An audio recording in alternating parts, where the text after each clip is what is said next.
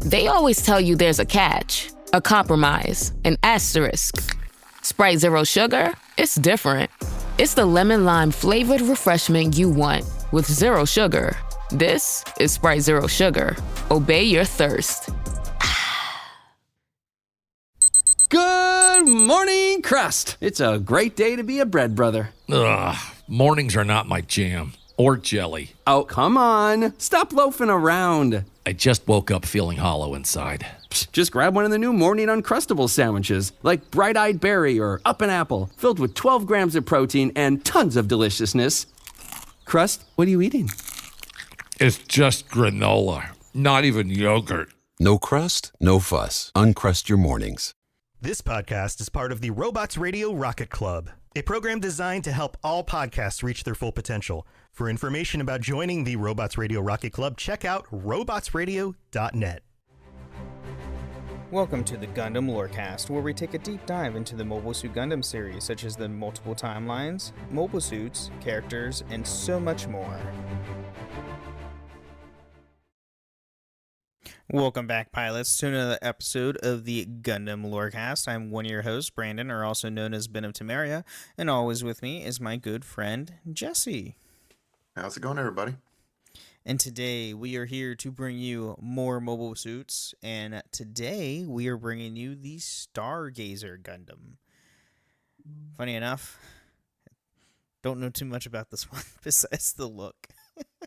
It looks really cool. It does. I don't know a ton about it, unfortunately. Right. Because, fun fact, the Stargazer Gundam is the titular mobile suit of the OVA Mobile Suit Gundam Seed CE-73 Stargazer. So it's an OVA, which typically OVAs are like 30 minutes to an hour. If that. I have struggled to find this one. Yeah, no, I can't find it either. I have no idea where the heck this thing is. So the only time I saw it was on the sketch. On the sketch? The sketchy places we don't speak of. Oh, got it. Yeah, no, don't. We don't Don't speak do of those that. sketchy places. No, we do It's not. very sad. It is sad. But that's the only place to find it. Right. There were some sketchy places that were like okay, but they no longer exist because the law came into factor. Because they were sketchy. Yeah. Well, like there was a Kiss Anime, which was a really popular one. Way back in the day. Well, and that was very popular and had everything you could think of. Yeah. And that one was literally is it an anime? Then it's on there. Yeah. And what was cool about it is like they were running for like over a decade. Well over a decade, and like technically it was legal because it was through a loophole through anime streaming, because they didn't post the episodes until a couple hours after they aired live, so they could get away with putting it on for free, which is really smart. Not gonna lie, that was really smart. And then the law changes. So getting into the Stargazer's technology and combat characteristics. So the GSX 401FW Stargazer is a civilian-developed mobile suit designed to explore the regions of space beyond Mars's orbit. To accomplish the task, of the mobile suit is designed with two unique features. First, because of the vast reaches of space, the speed of light limit in the limited space of a cockpit is impossible for a human pilot to complete the Stargazer's deep exploration mission. So this is not much of a combat suit per se. So yeah, that's why it's a little bit different and why we don't know too much on it. For this reason, the Stargazer's two-seater cockpit is a modular design that can be replaced with an advanced AI, artificial intelligence, computer that would control the mobile suit. The AI itself is a learning computer that uses inputted pilot data to learn proper piloting behavior. The data is acquired from human pilots piloting a Stargazer. To bring out its maximum potential, the AI requires piloting data that adds up to 10,000 hours. Kind of ridiculous. Holy crap. I don't have that. I don't know if I have that much in gaming. 10,000 hours. It's of all the time I've been gaming, I would say pretty easily I do. Well, yeah, no, yeah, okay. You know what? Since from the age of 5, no, yeah, I probably have like Yeah. well over 10,000 hours in gaming. Um, I spent an entire 8 hours and beat Pokemon Emerald in 8 hours. Exactly. So, yeah, okay. Exactly. Moving on. The second important feature is the Voyager Luminaire? Yeah. Luminaire propulsion system. Stargazer's version of the Vulture Luminaire is designed specifically for interplanetary propulsion. Blah, blah, blah, blah. It works as catching solar winds on a certain light generated of the ring on the back that converts it into energy for a strong light pressure, which is when used as thrust. Alternatively, this system can be diverted energy into a power beam fired from the external source instead of a solar wind to propel the suit. Okay, that's cool. Yeah. So, when in use, the system causes interruption to the spatial structure of the surroundings, the ability of the Stargazer to deflect and capture incoming beam shots to create a field of shootable beam cutters during the battle with Phantom Pain is likely due to the unintended side effects with the spatial structure interruption. The back-mounted ring structure also serves as a mobile thruster and can be separated and move according to the suit's needs, granting the Stargazer exceptional mobility. Cool. I And always like, like I the mean, mobile ones. oh yeah. I mean, and if you watch like Gundam Seed, there's like this and show's really cool. I like all the mobile suits Yeah. are awesome. So the back seams around the mobile suit are capable of glowing and are a subsystem of the Voltron Luminaire. They are connected to the ring on the back and help adjust the mobile suit's thrust balance. The Stargazer also has a nanomachine repair system that does not have any weaponry and is designed as a non-combat suit. However, does use a beam pistol utilized by the UT-1D civilian Astray DSSD custom for self-defense. So, has one weapon. Literally. One. Literally one. And why its armaments is the KMS 71J beam pistol. So this is a beam pistol designed by the DSSD. It has the unique variable output system and focuses more on rate of fire rather than effective range or power. However, one of its shots still can destroy a mobile suit when hit the suit's vital places. Yeah, fair. Just like Yeah. any other weapon. Right. Its special equipment and features, so it does feature an AI, so designed as an exploration mobile suit. The Stargazer can be outfitted with a removable artificial intelligence unit in the area where usually the cockpit is placed. Surprisingly, the AI is similar to the structure of a human brain and can learn from the recorded operational data of pilots. The end goal is to have the AI take over full control of the mobile suit for exploration missions. I mean, they're just Fair trying enough. to find other places to live and all that and explore space. Right. Yeah, makes sense. It has the nanomachine repair system. Since the suit is designed for long journeys without any access to maintenance and or repair functions, the Stargazer is equipped with a nanomachine repair system. As the name suggests, maintenance and repair of a certain degree of damage is carried out automatically by nano-sized machines. And then we have the Voltru Luminaire propulsion system. So the most important technological item on the Stargazer is the Voltru Luminaire. It's French. Is that French? I would say so. Oh, Lumiere, like the candle in Beauty and the Beast. So yes. So yes, it is very French. Or solar sail. That's what it, I guess, translates. to. Thank you. Interplanetary propulsion system, which uses this concept of catching and converting solar wind's energy to propel the suit.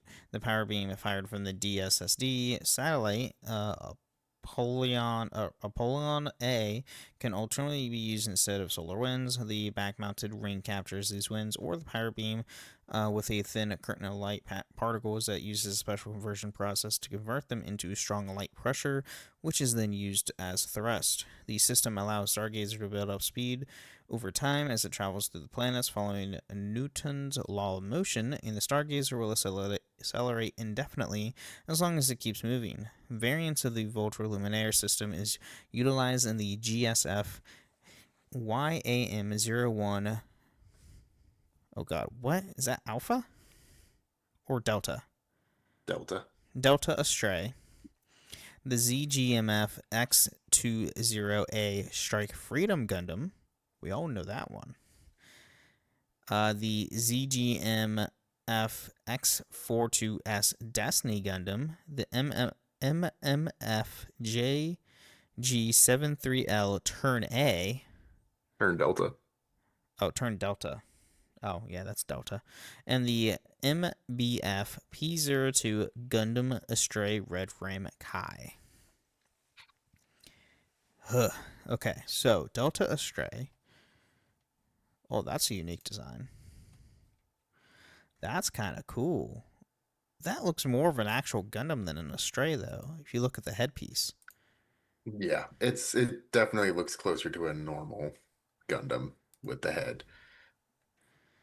Though the way it has its Interesting. sword makes it feel a little more And then okay. What is it? the The turn Delta has that one's more like an Astray. That one looks definitely more like an Astray. And then obviously the Astray Red Frame Kai is an Astray with a boosted backpack that adds more propulsion and weapons. That's all it is. And then it has an operating system. So the Stargazer uses the Advanced Guider Unmanned Deployment Automatic Manipulation Operation System created in space research purpose. However, the performance as combat situations is comparable to that of a combat mobile suit's OS. And of course, it uses the Gundam. Yeah, acronym. Yep. All the mobile suits in Seed, all the main ones have like the operating system is literally Gundam. Yeah. For all the Gundams, at least. Not your standard stuff, but all for the Gundams. So, yeah, that's halfway through the episode. This might be a little bit shorter than normal, but there's just not a whole lot about this one because it's not a very it's only in an OVA, so yeah, there you have that.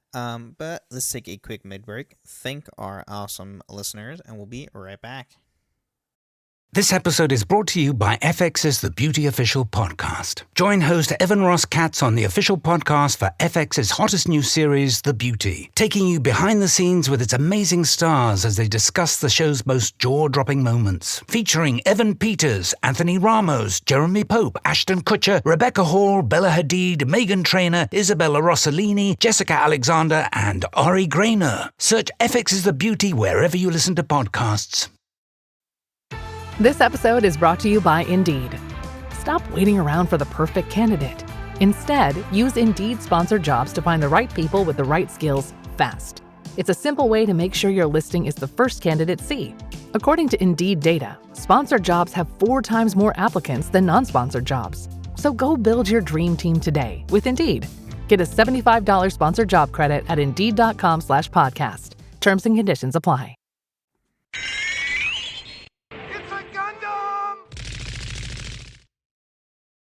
All right, welcome to the middle of the show. We're talking about everything with the podcast has nothing to do with the lore of Gundam. Here we want to thank all our amazing patrons, or listeners. We don't have any patrons yet, but if you want to help support the show, you can go to patreon.com/GundamLoreCast, where you can get ad-free episodes or even join us once a month on the show itself.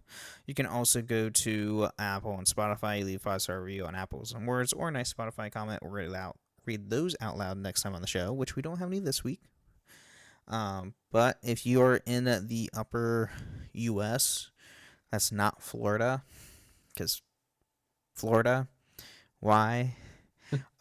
Stay safe because, this winter blast and winter freeze decimated so many states.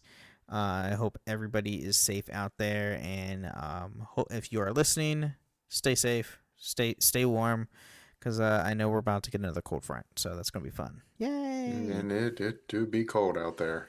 Yeah. Me and Jesse live in the same state. Our entire state was essentially shut down on Sunday. We got about 1.5 feet of snow. Yeah, it was bad. Not ideal. No, especially when I had like 3-4 foot snow drifts that had shovel. Yeah. Fun.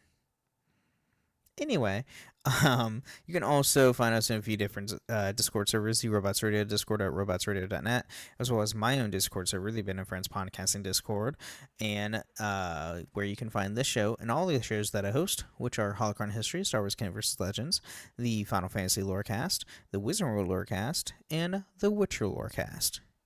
And, should we announce it? I'm announcing it tomorrow in the patron chat for Final Fantasy, so... Which means if you say it here, then nobody's going to hear it today anyway. They'll hear it in the patron chat tomorrow, so it's perfectly fine.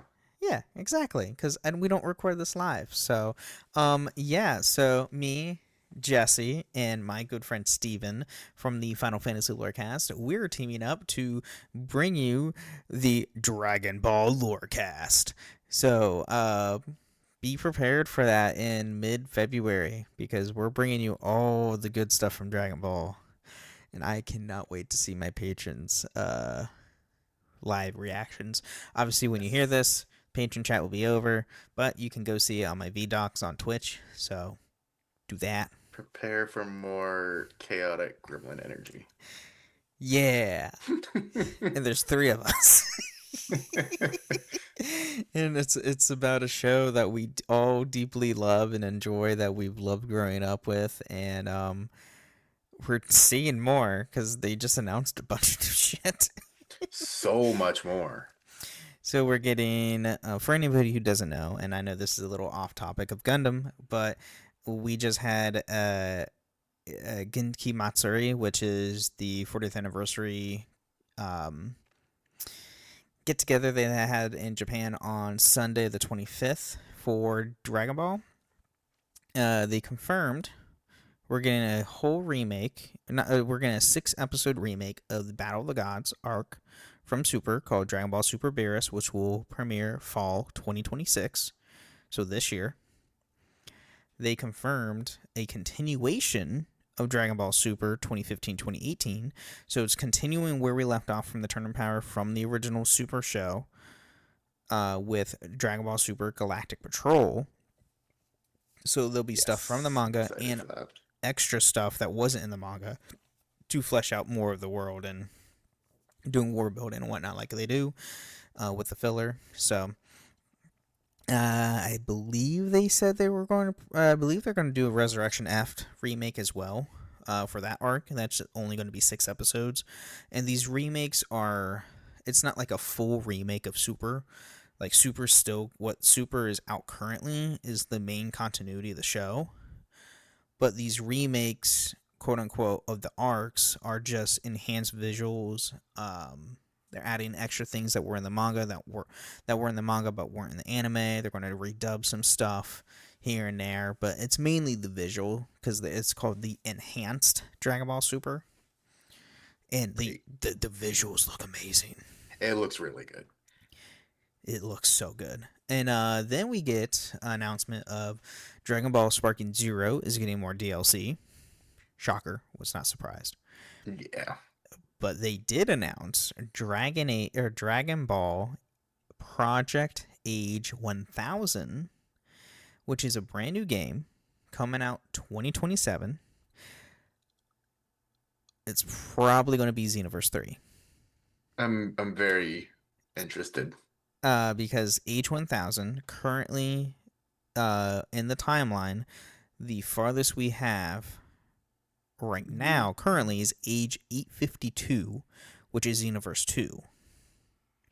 Yeah. Age 1000 was also the age that the Dragon Ball Online MMO took place in, which was only in Japan. And that's also where Toa and Mira are from. That's the original age they're from. If you play Xenoverse 1 and 2, they're the antagonists, and that's where they're from. Is Age 1000. So, more than likely, it's either going to be a Xenoverse 3 / or like a spiritual successor to Xenoverse 1 and 2. I'm More here than for likely. either. I'm here for either. I prefer Xenoverse 3. Please give me a character creation where I can have a Saiyan with a tail. Yeah, the character a creation needs tail. some work this time. I mean, Xenoverse 2's been out for almost 12 years, so It has. actually, was Xenoverse 2? What year did that come out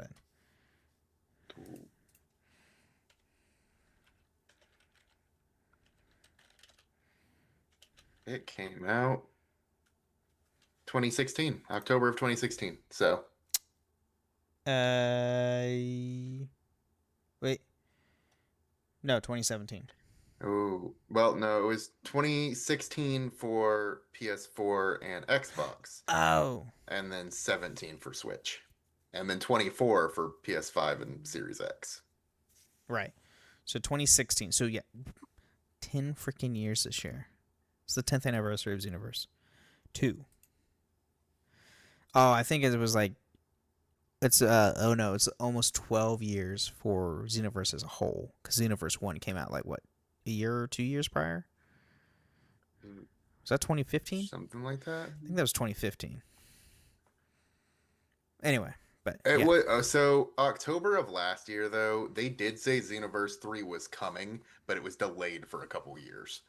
So I'm wondering if this is something new, and then we'll get Xenoverse 3. Or this is just a project name of Xenoverse 3, and they just don't want to say it's Xenoverse 3 yet. That's also possible. They also confirmed they were getting more info during Dragon Ball Game Hour. I think that's what it's called, or Battle Hour, which is in April. Which is it's a 1 hour like special that they do in Japan, showcasing all the new Dragon Ball like game stuff that comes out. So the arcade games, mobile games, console games, and so forth. And we're getting more info. We'll probably get the actual name drop in April, and also obviously more details, and hopefully Chapter 4 of the Future Saga for Xenoverse 2, because I'm waiting for that still. Because I finished Chapter 3, and I'm now waiting for Chapter 4, which is the last chapter. I'm gonna need Charlotte. I'm gonna need Super Saiyan 4 to be like at launch of Xenoverse 3. If I'm saying, I better go 4. Yeah, I'm gonna need it. So we'll see. We'll see what happens. Obviously, you can check out the Dragon Ball Lorecast when we go live, and keep up to date on all this stuff. So, because we will, because I'm so excited for it. I know Steven's so excited, and I am so waiting for the patrons to freak out when I announce it tomorrow. It's gonna be hilarious. But anyway, any news in Gundam? Nothing that I could find, really. I tried to find something. There's not even anything like super unhinged to tell you guys this time. I'm sorry. Dun. All right. Well, anyway, let's get back into more of the Stargazer then.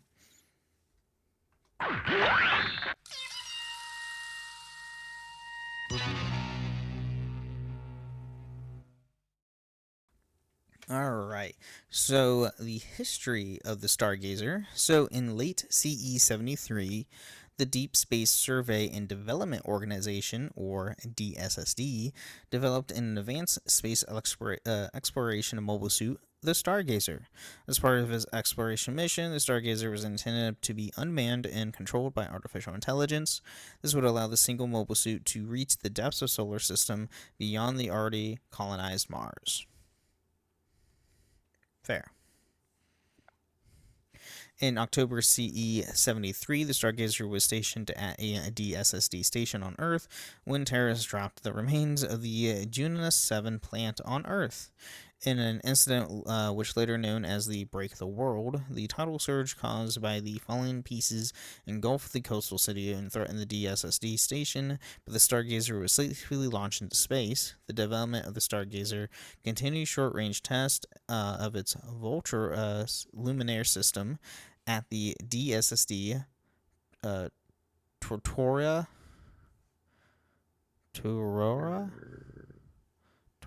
station? I don't know. I don't know how you say that. Toroya? Toroya? Alright, cool. We'll go with that. So later, the Earth Alliance secret Phantom Pain unit launched an attack on the DSSD station to seize the Stargazer's AI unit. To fend off the attack, the DSSD researchers Selena McGriff and Sol Reuna Lorange boarded the suit and sent the Stargazer into battle. Thanks to its ability to reflect beam weapons fire, the suit destroys several of the Phantom Pain's Slaughter Daggers units and is confronted by the Sven Call Biang and his Strike Noir Gundam. The Stargazer again used its beam catcher ability to create a field of shootable beam cutters around it, causing some damage to the Strike Noir. Strike Noir is cool. Strike Noir is a cool suit, not gonna lie. Its suit is obviously, I think it's based off the Strike. I believe so, yeah. Yeah, based off the Strike Gundam, and eventually becomes developed into the Gundam Love Phantom. Wait. Oh, never mind. That's from Divers. Disregard that. That's a Gunpla. But yeah, the Strike Noir is pretty cool. Not gonna lie. And then Celine then ejected Sol from the cockpit and used the satellite's power beam to propel both the Stargazer and the Strike Noir out of the Earth sphere in the vicinity of Venus. Afterwards, Celine rescues Sven and used the last bit of Strike Noir's energy to power the Stargazer for its long journey back to Earth. About 27 days and 21 hours later, the Stargazer reached Earth sphere and is found by Sol, both of its pilots having survived. That's cool. You saved your enemy. Coolly for you. So, that's its history. Because the OVA is not that long. Very short. Yeah. Alright, so notes and trivia. So the Stargazer Gundam is possibly a reference to the USS Stargazer from Star Trek The Next Generation. They were both built for deep space exploration rather than direct combat, yet had defensive combat capabilities. Also, the Vulture luminaire propulsion and strike beam capture abilities show similarities to the Picard maneuver, a legendary tactic invented by Captain Jean-Luc Picard, which made the USS Stargazer, its captain, famous. Wouldn't be surprised. Yeah, I wouldn't either. The ZGMF X-11A Regenerate Gundam Lightcraft propulsion system is similar to the Stargazer's Vulture luminaire system. As like the Stargazer and the Apollyon A, the Regenerate can use energy from Genesis Alpha to increase its speed. Fair enough. That Gundam is also very interesting in design. The Regenerate. So, lines spoken by Celine when piloting or while piloting the Stargazer suggest the suit is designed for a nuclear reactor but has no neutron jammer canceller. As a result, it has to rely on a battery pack which can only be powered by it for 17 minutes. The fact that the Stargazer needs energy from the damaged Strike Noir near the end means they imply the suit was not installed with the nuclear reactor when launched. Well, yeah, because they were, outlawed. Yeah. Outlawed and literally blocked. Yeah. So the nuclear reactor design is likely because Stargazer was intended for deep space exploration and used solar winds to power its propulsion primarily. When the Stargazer gets far enough from Earth, it could be out of range of the neutron jammer's effect and can use its nuclear reactor without any problems. Fair enough. Yeah, that's fair. That's very fair. Let's see. The Stargazer's AI unit, which is capable of autopilot, may be a reference to the mobile dolls in Mobile Suit Gundam Wing. If the Earth Alliance were to successfully capture the AI unit and put it into mass productions of their mobile suits, similar scenarios in Mobile Gundam Wing may happen. Which is not good, by the way. No. This is why AI is bad. Oh my god, that is so relatable right now. Yeah, I kind of wish it wasn't, but here we are. Why are we in a world like this? Oh god. Anyway. Makes you wonder. Yeah, right. Gundam was more. I mean, Gundam is a real robot genre, so that makes sense. So, since the Stargazer was not designed for combat and was minimally armed, some video games give it additional weapons for gameplay purposes. For an example, Alliance vs. AF2 Plus gives it a set of remotely detonated flash mines and a beam shield. Yeah, I mean, that's fair. In Mobile Suit Gundam Seed Battle of Destiny, however, the Stargazer can become an unexpected powerhouse with full tuning and the right pilot skills, according to some fans. As a basic equipment is still the KMS-71J beam pistol, but can also use beam capture system cutters as a melee weapon and used for hit-and-run attacks. The Voltron Luminaire system is used to charge SP quickly at the minor cost of being temporary and mobile, and the SP special attack is also unique since that the Stargazer can temporarily surround by long-lasting beam cutters and cause stagger effect on enemy mobile suits with just one hit. Okay, cool. It's pretty nifty. I mean, that's not really a whole lot to talk about on a mobile suit that, only has one weapon and was used for space exploration. So, there you have it, everyone. Any final thoughts or anything about the Stargazer besides it having a really cool design? Not that I can really think of. That's fair. All right. Well, everybody, thank you again for listening to almost said Holocron Histories.